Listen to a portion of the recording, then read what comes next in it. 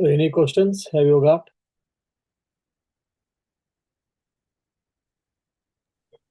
None from my side, Swamiji. I have actually last time I missed most of the session. Mhm. Just saw it. Yeah.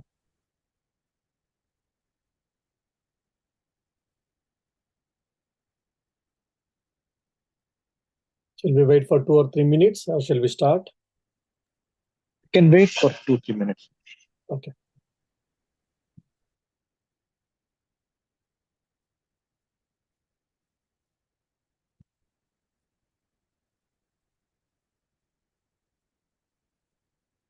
What is the ambient temperature in Ireland, Maharaj, at this moment? Today is better. We have got 6. 2 days before and all it was -3, -4.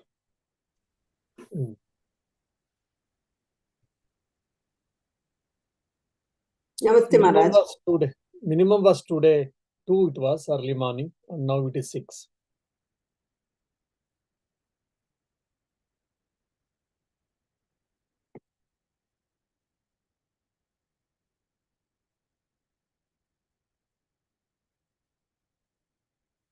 Two more, I think until February we'll have a bad weather here.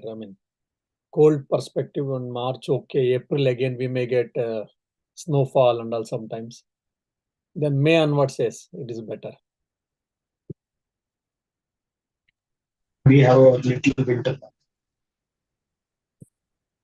Yeah, Bangalore's peak winter is now 15 degrees, 30 degrees. I'm in Pathankot at this moment, and here the temperature is hovering around 6-7 degrees in the morning. Oh, okay, that's good.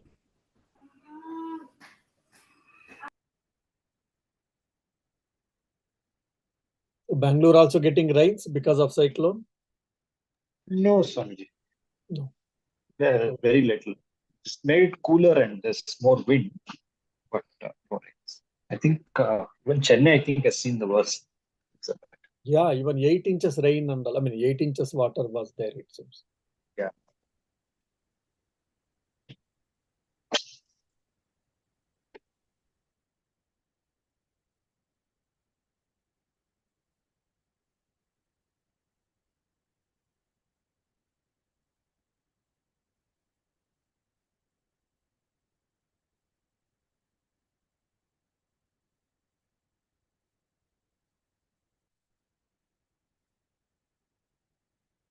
We can start. Yeah.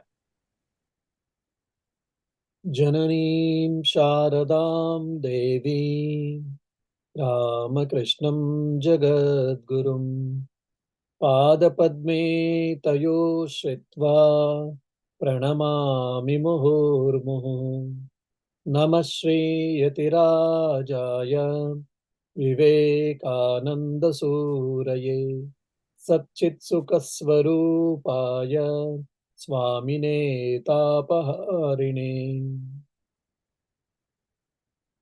Dear devotees, so now, interestingly, the author is trying to speak or trying to explain why there are 3 jivas, though there is only one Paramarthika jiva, the self, but still we experience the individual self at the stage of waker and at the state of dream. That is called waker self and dream self. So what is the reason and what are the pros and cons? So he is giving the, technical and theoretical explanation for that. Now he is going to explain the individual self and the world, whatever is experienced during the waking state and the dream state, why they are known as, or why they are considered as illusory, mithya, from the point of Advaita Vedanta, has been explained in the 39th verse, we shall try to see. Pratiti kala evaite sthitatvat pratibhasike nahi swapna pravruddhasya punaswapne stitistayoho. These two objects, namely the perceiving self and the perceiving world, are illusory on account of their having existed only during the period of dream experience? It is because no one, after waking up from dream, sees those objects when one dreams again. This simple. For example, yesterday night I had a sleep. During my sleep, I had a dream. Some dream, maybe like I had a dream to going to Kulu Manali or maybe Jammu Kashmir. Now I had the experience of the Kulu Manali or I had the experience of the Jammu Kashmir. Fine. While I was experiencing the experience of Kulu Manali or Jammu Kashmir, that was real, no doubt. All the experiences, whether I slept, I played, I felt cold, then I had a cup of coffee or tea, whatever it may be, everything was real. Then I had a fight, I had a quarrel, I had a pleasurable moments. But the moment when I got up, when I came to a waking state, then you will understand no one else is required to tell for you. Oh, the dream experience or the dreamy experiencer and the dream world all are illusory. That's why it's called pratibhasika. Means it is illusory. So pratibhasika jiva, the dreamer, pratibhasika jagat, the dream world, and experience. All the three are illusory. They are not real. Now, when it is illusory, when the dreamer self or the self, when he wakes up from the dream, then only he comes to know or he understands, he gets convinced that it is mere dream. Even say, for example, in the dream, you get a Vedanta class dream. Shantivratananda is coming and saying that, oh my dear, whatever you are experiencing now, it is all dream, it is not real. Swami, you say that yes, it may be right, but our perception and our experience is something different. How much ever we hear, but still we have got an iota of doubt. It is not convinced. Convictions are not complete. But the moment when I get away from the dream state and when I switch over myself to waking state, then it is very clear for me that dream experience and the dreamer or the dream self and the dream world are illusory. Now, the same experience can be extended with the so-called waking state. The dream experience is mere, it is illusory when we say every one of us we understand and we accept. And when we say, our Mandukya Upanishad says, it is similar case with the waking state also. The so-called the waker or the Vyavaharika Jiva or the individual self which is experiencer in the waking state, Jagrada Avastha, and the experience, whatever we are having now, and the experienceable world, that is this Jagat, Vyavaharika Jagat, or the empirical universe, all of them are also illusory according to the Upanishads. Why? Because it is also a long dream. In our regular so-called dream, it is a short one, but so-called the empirical universe, it is also the long dream. Who is dreaming? The Brahman or the self himself is dreaming. Now, when we hear this, we feel it is too much, it is absurd, or it is maybe, but it is difficult to understand or difficult to accept. Advaita Vedanta also understands our problem. Upanishads also, yes, they say yes. Why? Because when we were in dream experience, how much ever we try to negate, we were unable to understand completely, or we were unable to get convinced. Only we got into waking state, then only we got convinced. So now we are staying in the waking state and we are trying to negate the waking state as an illusion or as a mithya. That's where the problem is.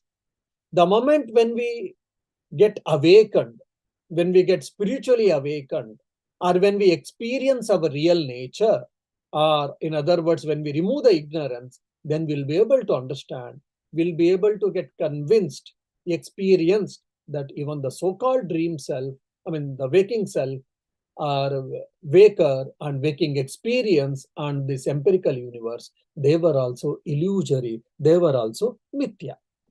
That is what the author is telling. But in the pratibhasika, that is in the dream world, what happens? the reality of the dream world and the reality of the experiencer and the reality of the dream self is very minimal actually. Few moments or few minutes or maybe 30 minutes or half an hour, that's all. That's why it is called pratibhasika. Yesterday I had a dream. Day before yesterday I had a dream. Even if you got similar dream, it is not that I have experienced in the same world. It may be similar, but the same world, no. But whereas in these dreams, in the waking state, yesterday and today, when I experience this waking world, there is not much difference. Of course, everything is undergoing a change, no doubt, but it is not perceptible through these naked eyes. So we take it for granted that the same house I am seeing, the same water I am seeing, or the same bike and the same mobile I am seeing. That's why it is called Vyavaharika Jagat, and the dream world is called Pratibhasika Jagat. Why? Because in the dream, there is no continuity, whereas in the waking state, there has got a continuity. That is why I called it is Vyavaharika, that is what transactional reality. Now, the Jiva has been differentiated for understanding sake as Pratibhasika Jiva, Vyavaharika Jiva, and Paramarthika Jiva. 3 types of Jivas. Now, why it is has been discussed in the 40th verse. Let us see. Pratibhasika Jivo yasta jagat pratibhasika vastavam manyate anyastu mithya iti vyavaharikaha. He who is the illusory Jiva thinks the illusory world as real, but the empirical Jiva thinks that dream world as unreal. The same idea, whatever we discussed earlier, same idea has been told by author. When you were in the dream world, the dream experience, and the dreamer or the dream self was real. But from the point of the experience of the waking state, from the state of waking experience of the waker and waking world, all the experiences pertaining to the dream were illusory. This is what the author is trying to tell. Now, this question may come, this is a standard experience for all of us. What is the reason or what is the necessary of scriptures for this? It is a common sense, because according to the scriptures, whichever is known directly for us possibly, that should not be unnecessarily told by scriptures. So is it not simply waste of time or waste of energy? No, they are using this analogy to make us to understand, to make us convinced that even the so-called waking experience and the waking, the empirical universe is also illusory. It is also like a long dream or big dream. To make us understand, this avasthatrika vichara has been taken by Mandukya Upanishad. So just like in the dream, you refuse to accept that it was a dream.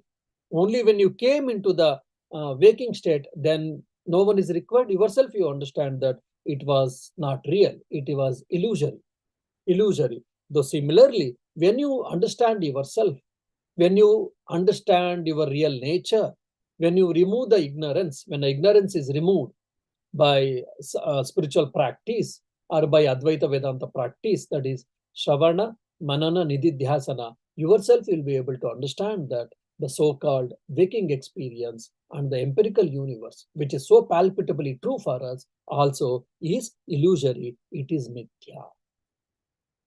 So similarly, we can see in the life of Sri Ramakrishna.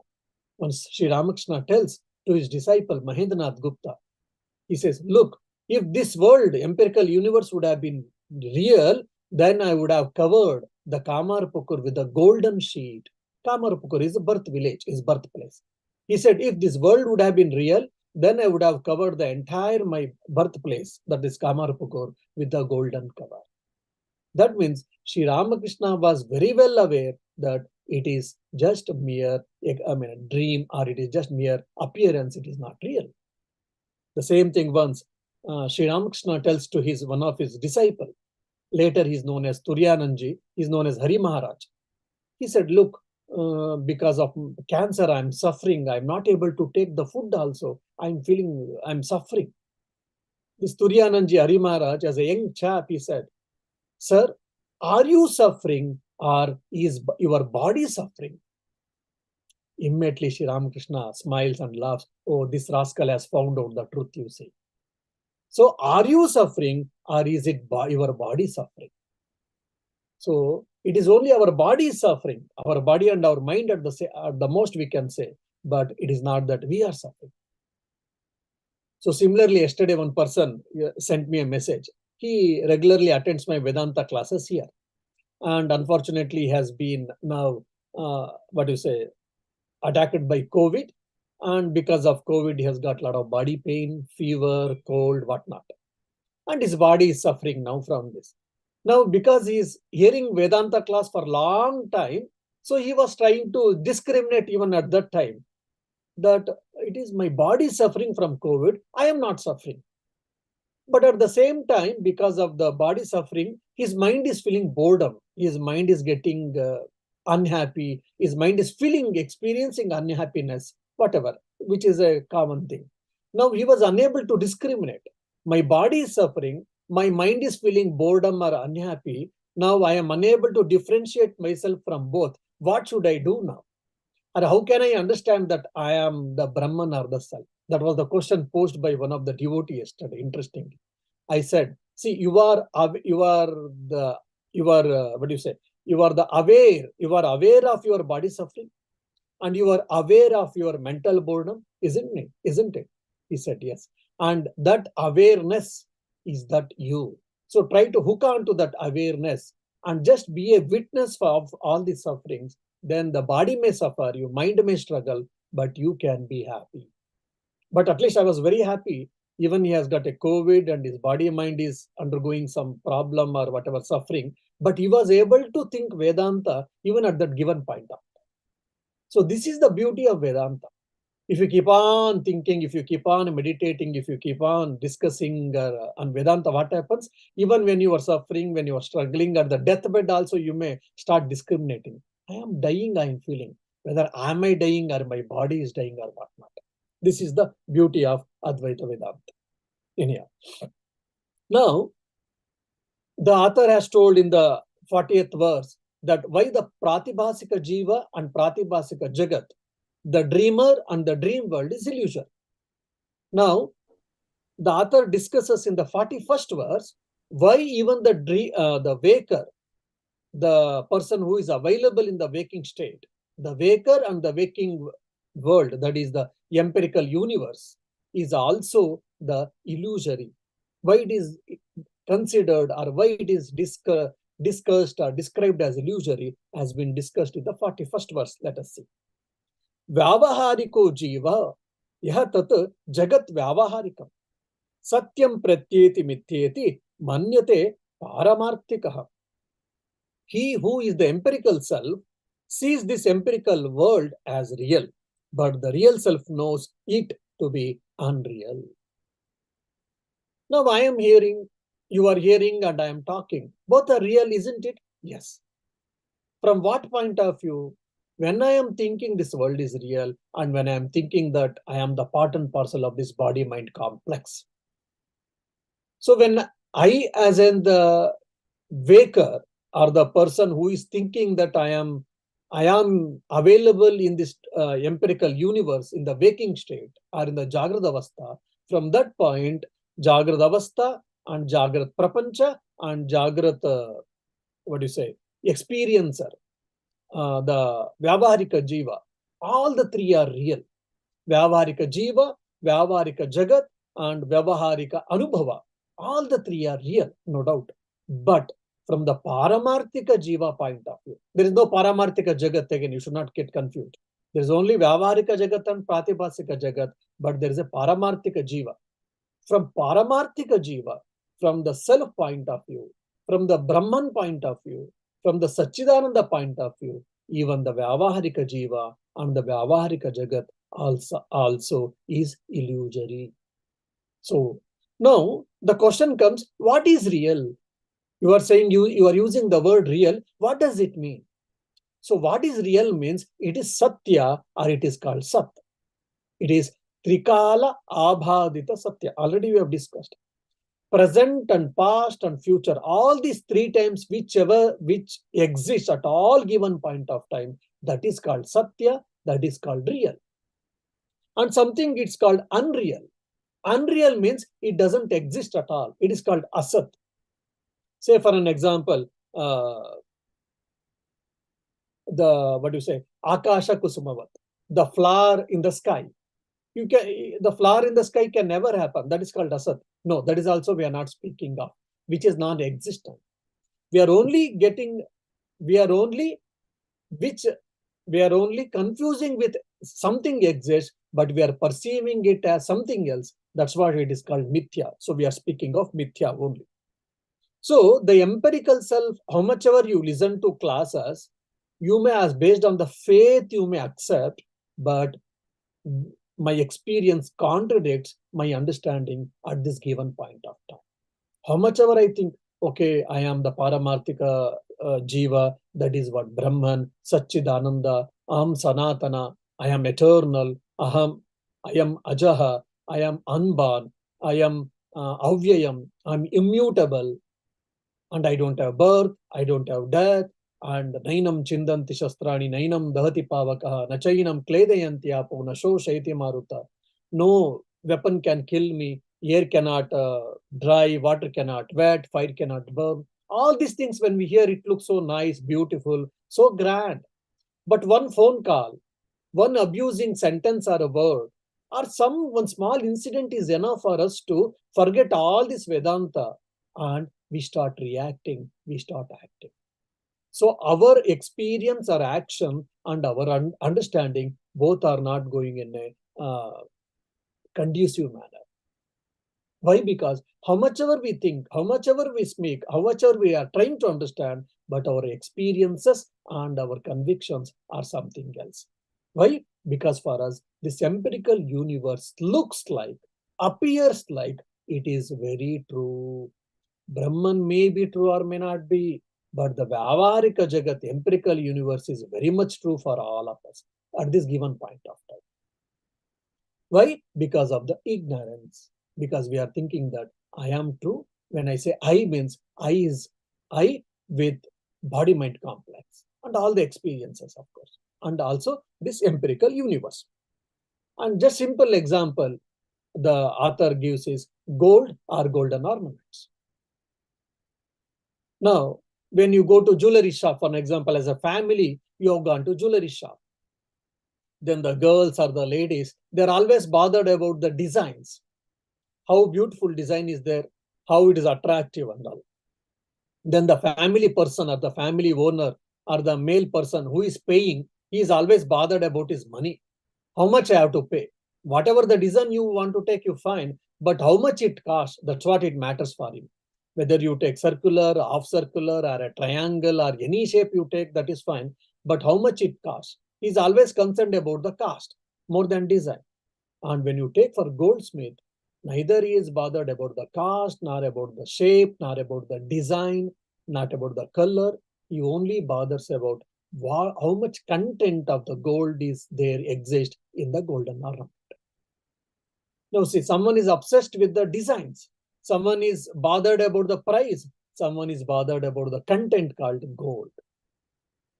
So, Vacharambano Vikaro Namadeyam Vrittikaseva Satyam, like that. So, gold alone is real, but gold has put in a particular shape, in particular designs, in particular forms. Then accordingly, we give names like bangles or necklace or earring, nose ring. Yes, functionality point of view, they're all real maybe. But the reality is what? Only gold alone is real, not the shape and forms. But we are obsessed with the name and forms, and we are forgetting about the gold. So Advaita Vedanta is trying to say us, only gold is real, my dear. All these shapes and forms are just mere appearance. They don't have independent existence. Why? Because you remove the gold from all these different golden ornaments. What exists? Nothing exists. Golden ornaments ceases to exist. So similarly, when you withdraw the self, when you withdraw the Sachidananda, all these things, so-called Vyavarika Jagat and Vyavarika Jiva, ceases to exist. That means the reality, the existence belongs to Sachidananda, that is Brahman. But we are unfortunately, we are thinking that we are body-mind complex and this empirical universe is real. Till when we will be thinking this as real? when a person understands that really, in fact, he is the a paramarthika jiva, is the self without any body mind or without any limitations, and he is not the object and is the subject alone, is Sachidananda. The moment he experiences, the moment he gets removed his ignorance, then he will also understand the waker and the waking state both are also illusory. It is just like a dream world and experience of the dream and the dreamer. And how to understand this? Just simple example is what? Sunrise and sunset. Now by this time we all know that sun never rises and sun never sets. But knowing, we will go to Kanyakumari. Why? We would like to see sunrise or sunset. And we'll be waiting for half an hour, 1 hour. And we'll be waiting with today because of the mobile world, we'll be waiting with our mobile cameras to take a shot of it. But actually, if you say, does sunrise or sunset? No. But are we not enjoying the experience of sunrise and sunset? Yes. This is what tautology, this is what the fact is. Sun never rises, and sun never sets, but still knowingly, beautiful sunrise, we take a photo and we put in our WhatsApp or Facebook status. Isn't it? Blue, you see now winter, December, blue sky, clear, no clouds mostly. So beautiful sky. What type of sky? Clear blue sky. But we all know that it is because of the light refraction it is happening. Sky is never blue at all. We all know that. But still we write poems, we experience, we make a comments on these things. Though sky is colorless, the space is colorless, but still we address, we enjoy, we comment that sky is blue. Though sun never rises and sun never sets, but still somehow we are experiencing that sun is rising and sun is setting. So similarly, we are really Paramarthika Jiva, the self which doesn't have any birth or death, but still we are experiencing all these experiences, dream experience, waking experience, then deep sleep experience, all these things. The moment when you understand when you experience your real nature, all these things will become dream for you. That's what the author said. Now, the Paramarthika Jiva, then, what is the nature of Paramarthika Jiva? Pratibhasika Jiva, we understood. Vyavaharika Jiva also we understood, fine. Then what is the nature of the Paramarthika Jiva? Is it different from Brahman or is it identical with Brahman? Okay, Brahman is there, 3 types of Jivas are there. Paramarthika Jiva, Vyavaharika Jiva, Pratibhasika Jiva, when we hear, then Paramarthika Jiva is one more type of Jiva, individual, you may feel, you may get confused. To remove that doubt, the author is telling Paramarthika Jiva and the Brahman, both are alike. There is no essential difference. Both are one and the same. Paramarthika Jivastu, Brahmaikyam Paramarthikam, Pratyeti Vikshate Nanyad Vikshate tu Amrutatmana. But the Paramarthika Jiva knows its identity with the Brahman to be real. He does not see the other. He sees it to be, illusory. So Pratibhasika Jiva sees the dream world as real. But when he wakes up, he assumes the role of Vyavaharika Jiva. And the dreams and dreamer and dream world, everything becomes unreal. But the role of waker and this physical universe appears to be real to him for the Vyavaharika Jiva. But when this embodied self, he wakes up to his true nature. He experiences, he recognizes his true nature as an absolute self, that is Paramarthika Jiva, then the waking world and the waking self both becomes unreal. Aham Brahmasmi. Now when I say Aham Brahmasmi, I am Brahman, I and Brahman are 2 different things we are feeling actually. When I say I am Brahman, okay, I and Brahman. Okay, Brahman, is there something? Maybe light or something. Okay, we are both are same. I and Brahman still, there are 2 different things we feel. It is not so. I am the Brahman, means I only Brahman, Brahman only I. So when that experience, when it gets, then even this Vyavaharika Jagat and Vyavaharika Jiva also very clearly experienced and we can understand that it is also a dream. So now, how to understand this? Or how to experience that I am the Paramarthika Jiva and I am not the Vyavaharika Jiva. Pratibhasika Jiva I am not, we can understand very clearly. So the author always tells that by continuous spiritual practice or Advaita Vedanta practice like Shravana, hearing, Manana, reflection, Nididhyasana, contemplation about the self, then what happens? This idea gets crystallized in our mind and all the ignorance, prejudice, wrong ideas, wrong notions will be removed. In Swami Vivekananda language, if you want to say, if you keep on thinking about the self, about the nature of the self, what happens? You get dehypnotized. I have been hypnotized that I am body, I am mind, I am so and so. I have been hypnotized by thinking I am the self, I am the self, I am the self. What happens? Then you are dehypnotizing yourself. So knowledge, through knowledge, we can make this dehypnotizement. Now, Sureshwaracharya says that this is a very long process. It is not in one day or in 1 week or 1 month it happens. It is a long process. It may take how much time, how many years, how many lives, we don't know. It all depends on one-to-one person, but we should start doing it. And one more question may come for all of you. Okay, by experience of this, by realizing the self, by experiencing the self, what I'm going to get? Do I see the world differently? Now, whatever I'm seeing, and after realization, do I see differently? No. Now, just like I'm seeing the mobile, even after realizing my real nature, I'll be seeing the mobile in the similar way. But only Satyatva Buddhi, the notion of the reality, the empirical world is real, whatever is appearing for us at right now, that notion of reality, the Satyatva Buddhi goes away. That will be the difference between a Buddhu and Buddha, that is the realized person and the ignorant person. So the Vyavaharika Jiva and Pratibhasika Jiva, that is the dreamer and the waker, on account of being product of ignorance, avidya, both are insentient in nature. Then how can we describe them as Jiva? That question is answered in the 43 and 44.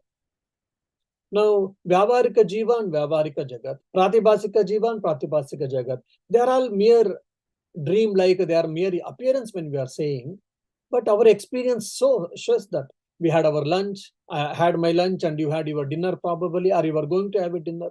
If you don't have a dinner, then you will feel hungry. Experience is so real, how can you say that it is an appearance? And because there we see life, everything. My blood circulation is happening, I am breathing, and I'm experiencing the life, I'm experiencing the action, I'm experiencing the so many transactions. If so, the reality behind all these things I'm seeing, then how can you say that it's an illusion or it is appearance? For that, in the 43 and 44 verse, the author is going to answer. Let us see. Madhurya dravaschaitani niradharmas tarangake anugamyatha tannishte fene api anugata yatha. As such, characteristics of water as sweetness, fluidity, and coldness appear to inhere in the waves, and then also in the foams of which the waves are the substratum. One more sloka I will tell, then we'll go to explanation. Sakshistaha Sachidanandaha Sambandhat Vyavaharike Tad Dvarena Anugachanti Tathaiva Pratibhasike. Existence, awareness, and bliss are the inherent characteristics of Sakshin, appear to inhere in the Vyavaharika Jiva on account of its relation with the Sakshi, and through it similarly inhere in the Pratibhasika Jiva. Now, the simple example is very simple, and if you understand, you will understand the whole thing. Now, there is a lake, and you are playing on the bank of the lakes. Fine. The lake is there, it is too big, and because of the water or the wind, there are small ripples or small waves like. Fine. You are playing in the water, and the wave touched your feet. When the wave touched your feet, you felt the chillness. Now, the chillness, whatever you experience, the chillness belongs to water or chillness belongs to wave. And also the wave took a particular form and it came and it was splashing on you, then you took some water and you drank also. Then the water is so sweet. The lake water is so sweet. The lake water is so sweet, and the lake water is so chill. Now the chillness and the coldness and the sweetness, chillness and the sweetness, does it belong to wave? We all know that it doesn't belong to wave. Then it belongs to where? It belongs to water. Then what is the difference between the water and the wave? Is both are two, or both are same, or one and the same?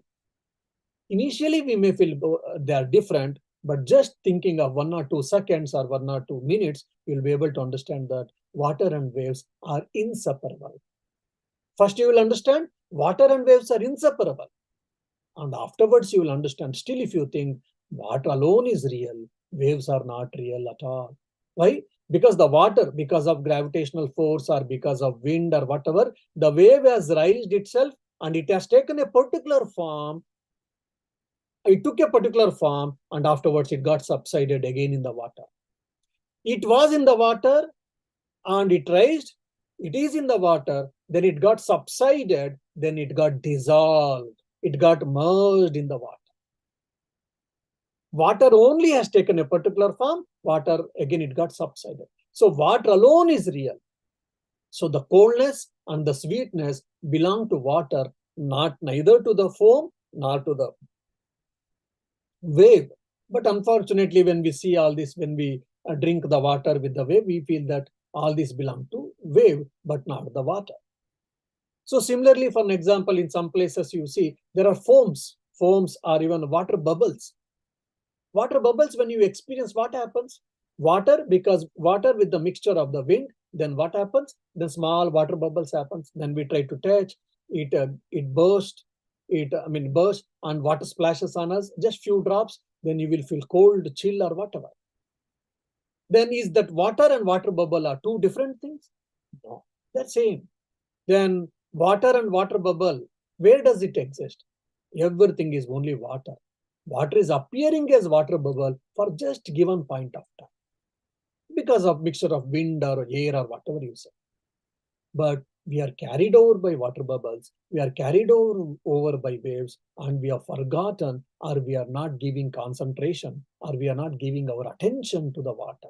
That's what Advaita Vedanta is trying to shift our focus, shift our attention from the waves and from the water bubbles to the water source, which is the source actually. Though we feel that waves is a chill experience, we experienced the chillness from the water waves, and when we took the water from the water wave and when we drank, it was a sweetness was there, but the sweetness and the chillness does not belong to water. It does not belong to wave. It belongs to water only. So similarly, whatever the life we are seeing, the energy we are seeing, the existence we are seeing, all in this Vyavarika Jiva and Vyavarika Jagat, Pratibhasika Jiva and Pratibhasika Jagat, all these things, the reality is what?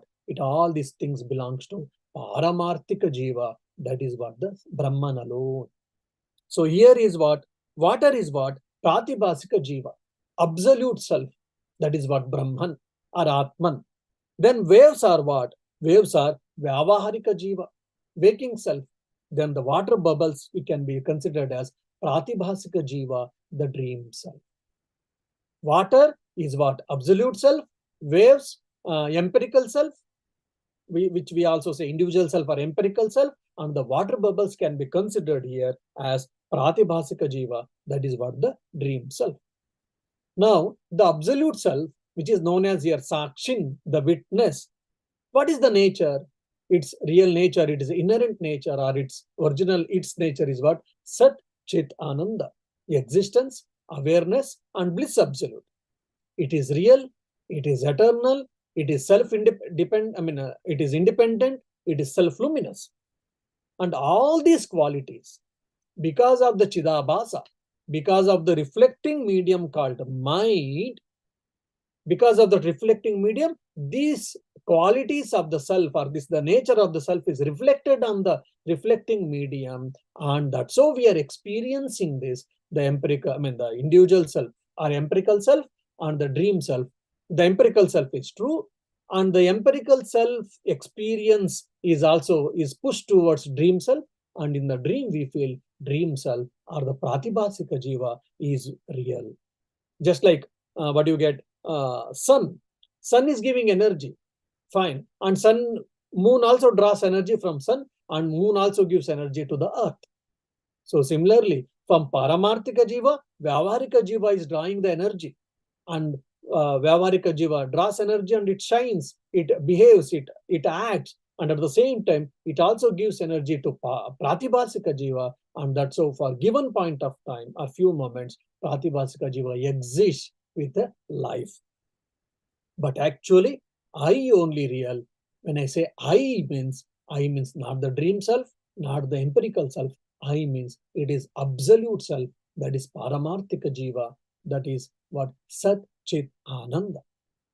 Then the question may come for Swamiji would have told all these things at the beginning itself. Okay, I am the Druk, not the Drishya. I am the Paramarthika Jiva, not this thing. Why so much discussion, so much explanation? Why is it required? The question may come. Why? Because the ignorant is so strong in us. It has to be hammered time and again in different ways, so that the wrong notion or the misunderstanding can be removed. That's the reason authors, they keep on trying to convey the same idea in the different ways, so that we can get rid of this misunderstanding or the wrong understanding or the mirage. Now afterwards, in few slokas, the author takes a very important point, which is what the Adhyaropa Apavada, superimposition and desuperimposition. This is the technique which is adopted by Advaita Vedantins based on the Upanishads to teach us our real nature. So it is like the journey is going from known to unknown. I know something, but my real nature is unknown at the given point of time. But I know something. Based on my known, whatever I know right now, holding on to it, slowly, Upanishads takes us to that unknown, which is our inherent nature, which is our real nature. That prakriya, that process is called Adhyaropa Apavada. The moment you understand this Adhyaropa Apavada clearly, then you will be able to understand the Advaita Vedanta thought process or the teaching process. Now, till now, whatever we did, everything is Adhyaropa Apavada only. So what it is explicitly, author will be telling in the few slokas, so that we will try to discuss in the next class. Om Shanti Shanti Shanti Harihi Om Tat Sat Shri Ramakrishna Arpanamastu.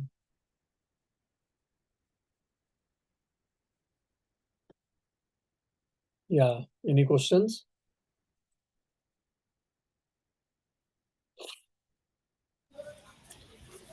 May I ask a question, Maharaj? Yeah. Maybe foolish, but still I want to ask. See, all examples in the Vedanta, whatever is given is a gold or water or anything like that. There is no actually the sign of life in that. It's all material. But here, in this case, we are breathing, as you just said during the lecture, that we are breathing, we are taking food, we are feeling hungry. Mm. So Mm. there's a clear difference between a human life and gold or water, whatever it may be. So how that analogy can be brought to this human life? So that is my question. I have series of questions, so I'll ask you one by one. And the thing is, the soul during transit, like transit in the sense from body to body, I want to mean. Well, what is astrology then? The people predict you will become this, you will become engineer, you will become this. This is all something real. Please Okay, allow me. okay. No, Maybe, no, I understand. It's a beautiful question. Yes, first question I will answer now. So you yeah. are saying that now gold and gold ornaments, when you say, yeah, it is all with non-living things. Fine, that's fine. We also accept, understand. But when we are coming to jiva, that's empirical self or vyavaharika jiva, we are eating, we are breathing, we are sleeping, we are drinking. All our experiences are real. How can we say that it is an illusory or it is an appearance? Yes, fine. So two examples you can think. Now you say you are hungry. When I say I am hungry, when you say I am hungry, I am asking you, who is that hungry? So I am hungry. Fine. You are hungry only, never mind. But who is that I? So we are associating this I with the body and mind. You are the aware of the hungry. You are not the hungry. You are not the hungry itself. You are aware of the hungry, isn't it? That means you are not the hungry. Then you are something else. So the body is breathing. I am constant. I'm coming to point that. That's what I'm saying. When you are aware of the hungry, that means you are not hungry. When you say your body is breathing, your body is dreaming, your body is sleeping, your body is eating, that means you are not the body. You are not eating, your body is eating. Isn't it? Okay. Then what is that body? The body is made up of panchabhutas, 5 components. Okay. Then what about the life you are saying? Okay, 5 elements are there in this body. We understand, that's fine. But there is a life here, isn't it? That's what the question comes. That's what I told you. The prana inside. Yeah. Yeah. So all that is what why? Because of Sukshma Sharira, which is called reflecting medium. Because of the reflecting medium, it is appearing. It is appearing that it has got a jiva, it has got a life. Just simple, for an example, there is a light. Before switching on, before power switch, the light doesn't have anything. Then the moment you did power switch, what light started glowing? Isn't it? The light doesn't belong to bulb, the light belongs to electricity, which is energy, isn't it? So similarly, whatever the existence or whatever the jiva, everything you are saying, that the life, all these things is what? The whole energy belongs to where? It only belongs to the self. Now the self is reflected on the reflecting medium called mind, which is the part of Sukshma Sharira. By that your body is getting energy. But we have missed that. Okay. So here itself your answer is there for your second question also. So then death, what happens? In the death, soul doesn't depart. Though we say, oh, Atma travels, Atma left the body. Atma never leaves the body. Because Atma, when is omniscient, omnipresent, when he is there everywhere, where it can travel. It is not limited by 3 dimensions, unlike matter. It is all pervading. When it is all pervading, there is no question of traveling at all. Then what travels? Then do you say that, in dead body, Atman does exist? Yes. Atman exists even in the dead body also. You may keep the dead body in the ice for 1 month because of some reasons, and afterwards you would like to cremate. In that maybe rotten state, do you say that Atman exists in the dead body also, in the rotten dead body? I say yes. Then why that person is not feeling? Why it is not with life? Because the reflecting medium doesn't exist in that physical body. That's why the physical body is not experiencing the life. So the physical body to experience the life, though Atman exists, but it needs called reflecting medium. That is what Sukshma Sharira. Though in India, in the layman's language, in the villages, they said, Pran chala gaya.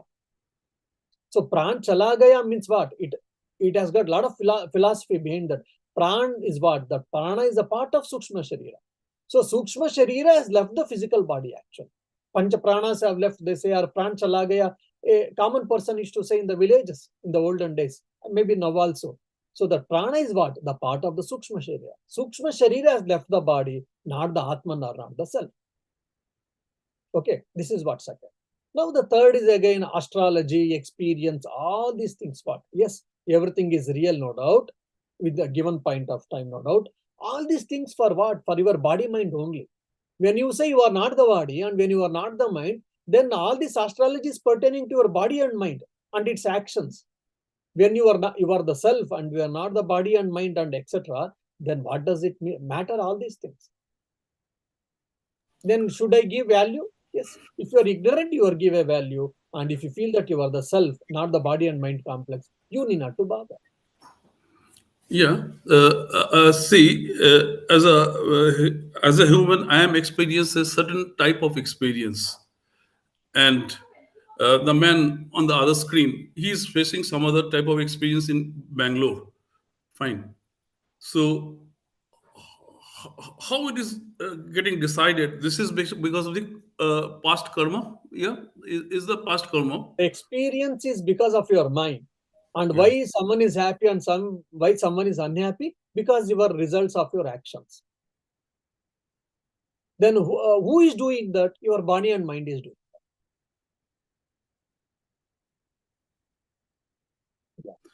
Last question, sorry.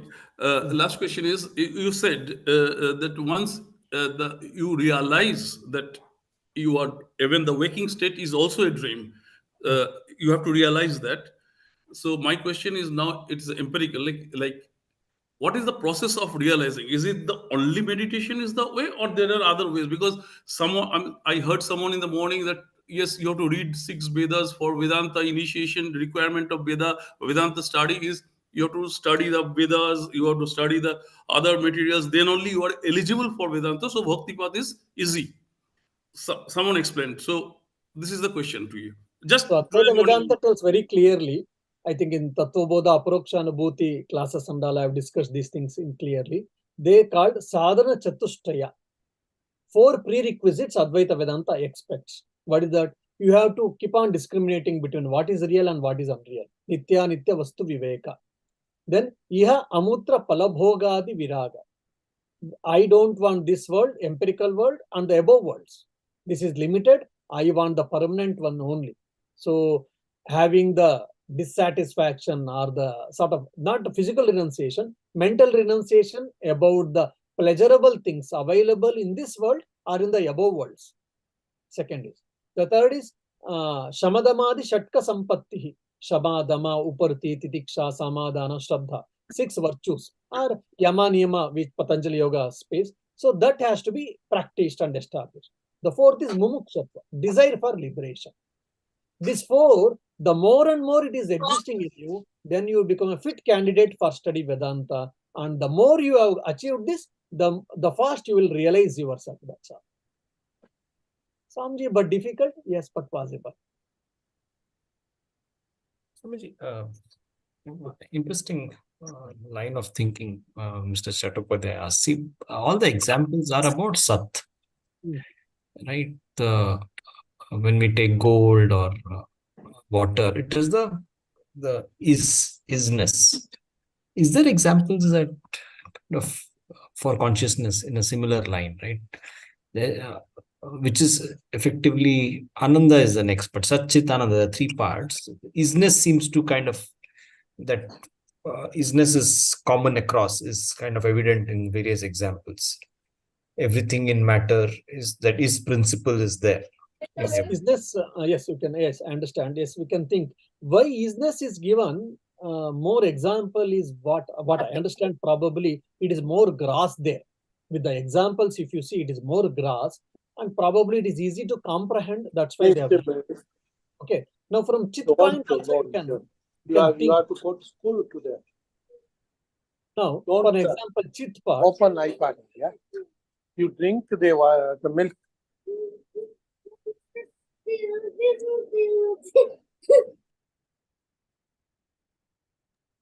Yeah.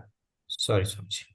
No problem. So Chit part also, if you say, if you start thinking, now you are aware of the pain. You are aware of your happiness. And you are aware that I am talking. And you are aware that you are listening. Isn't it? Like this, so many list of actions we can think. And all the time, there was a constant awareness, isn't it? Hold on to that awareness. A simple example is like when you are happy, morning you are happy for some reason. You are experiencing, you are aware of that pleasurable moments. And now because of some reason or whatever the reason may be, now you are unhappy. But you are also aware of that unhappiness also. There are two different things. One is happiness and then the unhappiness or sorrow. But the awareness is constant. It is the same awareness actually. The reaction may be changed. The reaction to that pleasurable moment and sorrow moments may be there, but the awareness of the both extremes is same. But we don't hold on to this awareness. We always, get moved by the external reactions or actions or what. And you are also, for an example, you are drinking the water. If you are drinking the water, you are aware that you are consuming the water. While eating, while talking, while sleeping, while walking, whatever. All the time there is one constant I. That's what called awareness. Hook onto that awareness. So I can then say that only awareness is. So in a way, just like we say only cold is or only water is, there is only awareness is. The rest is just your body and mind that is. Yes.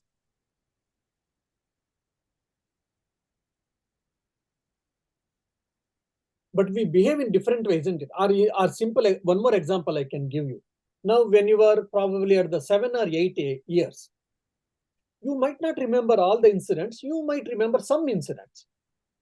At the age of 12 or 15, you remember something. And 18, 20, 25, you remember something. And 25, 30, 40 now, so 40, 45, you are aware of so many things. Now, from 80 to 40, there are so many changes has happened in your body. So many changes has happened in your mind, your perceptions, with your attitudes, with your understandings, ups and downs in the life. But there is a person, one called constant awareness, who is aware of all these things. That is not changed actually, if you see. Perception about yourself, empirical personality might have changed about yourself, but that real awareness, pure awareness, bare awareness has not changed.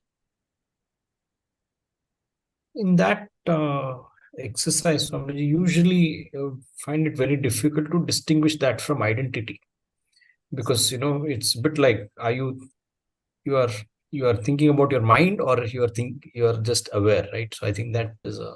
Yes, I understand what you say. So, yeah, little spiritual practice or meditation, devotional meditation or Vedantic meditation.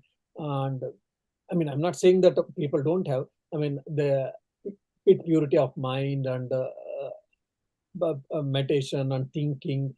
These few things, little basic things, if you can probably practice and get maybe done, then probably, yes, as what you say, it is a really very pertinent problem. So you'll be able to make out that actually. So many times we get mixed up. That's what when I say Aham Brahmasmi, when I say that, immediately an ignorant person feel that I am the body and mind complex. Some, if you are little refined, then you start feeling yourself more tuned with or more attached with your mind actually. Someone may be more attached with their energy level always. Someone might be more attached with their emotions actually. Someone is more attached about their achievements actually. Or the same experience, all of this experience can be in one person at given point of time, different point of times also. But that I is the constant actually. Now, as you said yourself, it is so subtle, and it is even subtle to comprehend, forget alone to practice.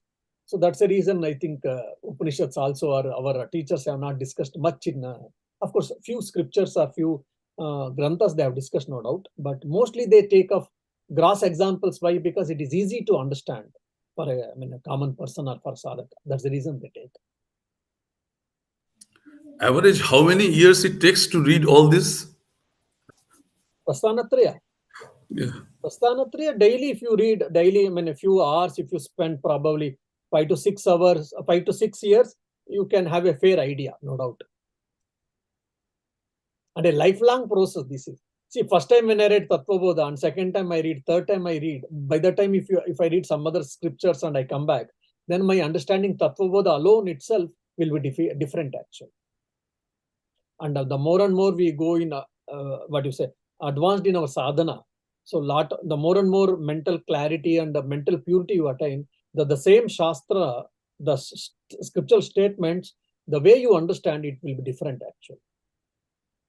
But overall, one idea, one structural idea, you can get it in 4 or 5 years. Daily, you have to spend few hours, 2-3 hours at least, fairly.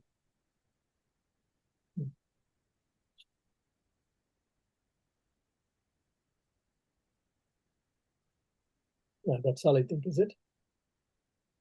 Thank you so much.